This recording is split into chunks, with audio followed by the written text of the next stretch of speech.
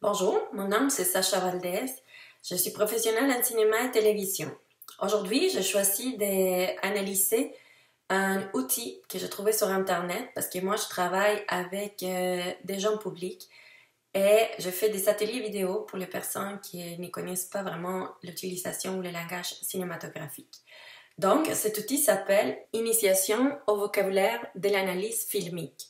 Je voudrais découvrir si c'est possible de les mettre en pratique avec des enfants et des jeunes adolescents. Je vais vous présenter les sites. Donc, c'est composé de 4 thèmes principaux et dans chaque thème, vous avez la possibilité de différentes séances. En total, 11 leçons de cinéma. Et il y a toujours les mêmes composants dans chaque sujet. Donc, par exemple, l'image, les cadres. On va trouver toujours la définition, les exercices et une étude de cas ou les études de cas. Donc, on va y aller explorer les définitions. On a les cadres, différents formats, hors-champ, usage de champ. Ensuite, on a toujours les exercices. Et un dernier, c'est l'étude des cas.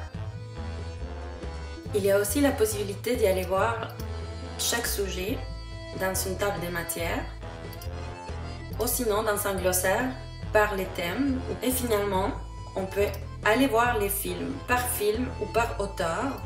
Dans chaque leçon de cinéma aussi, il y a une source bibliographique qui permet à l'internaute d'aller plus loin dans sa recherche. Ensuite, il y a une vidéo explicative où il présente l'outil. Il dit la façon dans laquelle on peut l'utiliser. La vidéo présente cet outil comme un objectif d'accompagner les internautes pendant qu'ils pratiquent l'analyse filmique.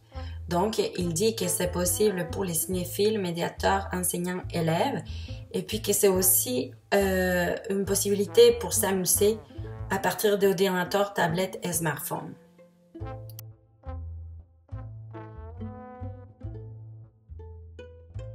D'abord, la définition. On va apprendre la matière. Donc, on peut lire. On peut écouter aussi les exemples pour les mêmes sujets. Donc, on a la possibilité d'explorer et puis d'articuler bien la matière. Aussi, je trouvais que la théorie de l'apprentissage du cognitivisme était vraiment en lien avec cet outil. Et puis, parce qu'il y a d'abord une étude de la matière, ensuite on comprend, ensuite on l'applique avec les exercices, on analyse un peu et on évalue notre apprentissage.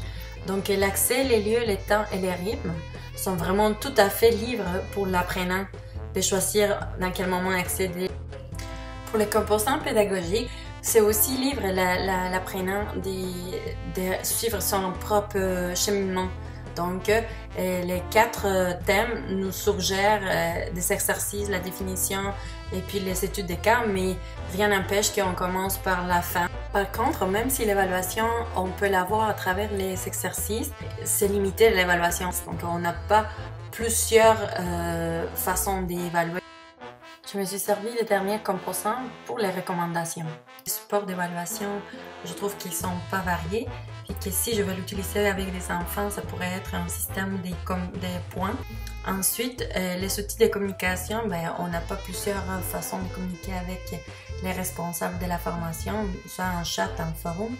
Et les personnes ressources, sauf si on les fait en groupe ou avec un professeur, qui peut répondre à nos questionnements, ça pourrait être ça. Et dernière, c'est actualiser les films parce que pour les enfants et les jeunes publics, je trouve ça un peu difficile, les films et des répertoires. Ce cours de cinéma en ligne est une initiative de l'Université populaire des images.